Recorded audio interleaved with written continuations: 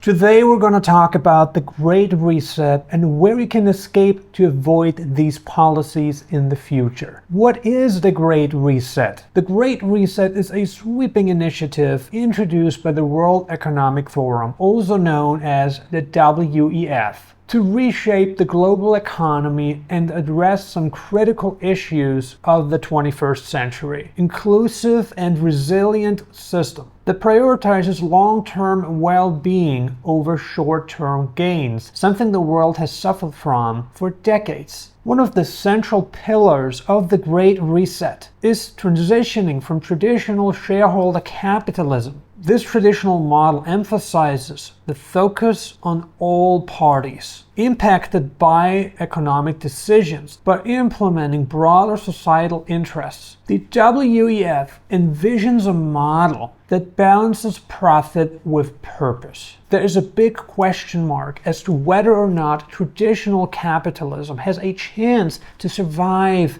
in the 21st century. The Great Reset also advocates for significant investments into green renewable energy, something that has raised eyebrows across the globe. One of the biggest arguments of the biggest leaders of today's world is that the implementation of green renewable energy will help combat climate change by reducing dependence on fossil fuels. This initiative aims to accelerate a transition to low-carbon economy, mitigate environmental degradation, and promote green innovation. Furthermore, the plan underscores the importance of rethinking economic structures to better address societal issues, enhance global cooperation, and ensure that future crises like pandemics can be managed more effectively. Nobody can say with 100% certainty that all these ambitions and visions will be realized with the implementation of the WEF's policies in the 21st century.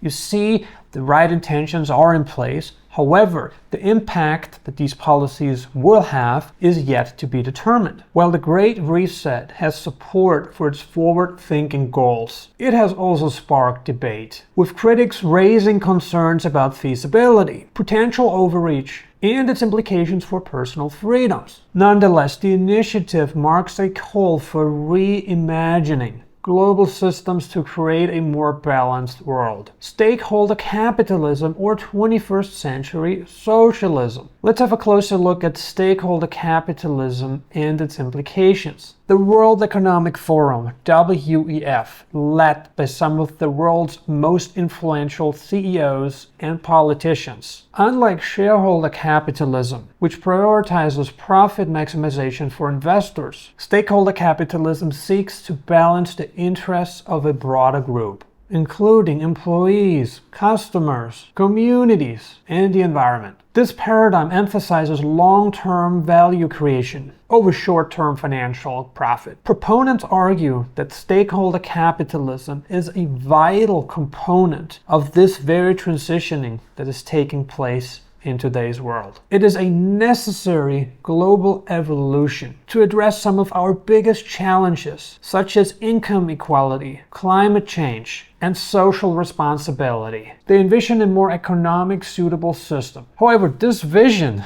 is not without its critics. Not everyone is on the same page with this vision. For instance, businesses under stakeholder capitalism could face the following: a growing number of mandated responsibilities, which remain vaguely defined and open to interpretation. These responsibilities might include adherence to environmental, social, and governance criteria, compliance with diversity and inclusion benchmarks, and contributions to community welfare, all of which could impose additional costs and complexities on companies. Critics warn that governments could introduce new regulations to enforce stakeholder-focused practices, potentially leading to a more regulated and competitive business environment. While stakeholder capitalism presents an appealing vision to so many of us, its implementation poses critical questions about balance. How can businesses face and solve social and environmental issues without undermining their ability to compete and thrive. Needless to say, striking this balance will be absolutely essential to the overall success of companies. Next, green economy and the death of the middle class. The global push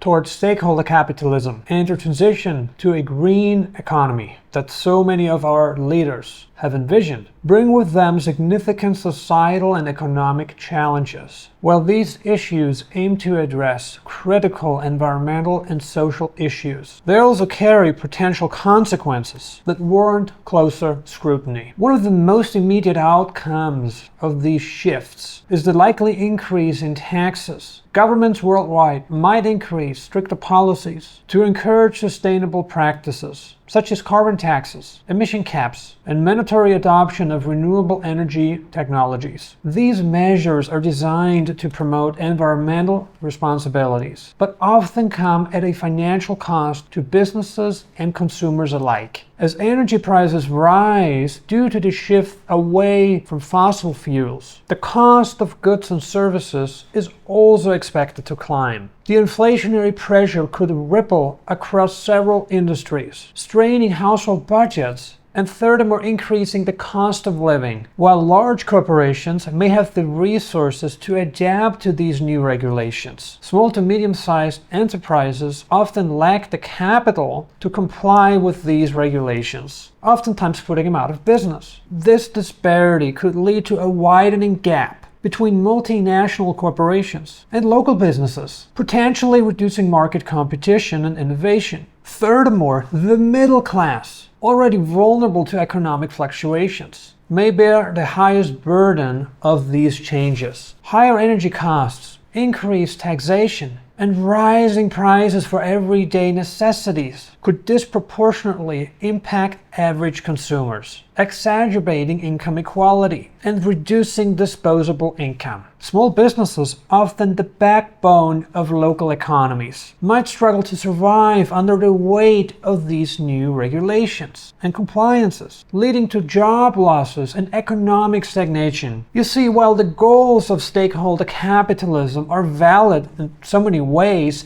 there are some key issues that must be examined more carefully. Let's talk about local governance and the New World Order. The World Economic Forum, the WEF, has been at the forefront of promoting a one world government. Some people call it a New World Order. Anyway, it's a vision of global governance that will not only affect the Western Hemisphere, but the Eastern Hemisphere alike, aiming to address global challenges through coordinated efforts. However, these efforts raise significant concerns about its potential impact on national sovereignty and localized economies. So you see, not all governments are on board with this vision. Some critics argue that the WEF's vision, led by unelected officials with significant influence, poses a risk to the autonomy of individual nations and their ability to self-govern. We have seen significant concerns raised in the Eastern Hemisphere by countries like India, Pakistan, and Bangladesh. One major concern evolves around the implementation of one-size-fits-all policies that fail to account for the vast differences between nations. For instance, applying the same regulatory framework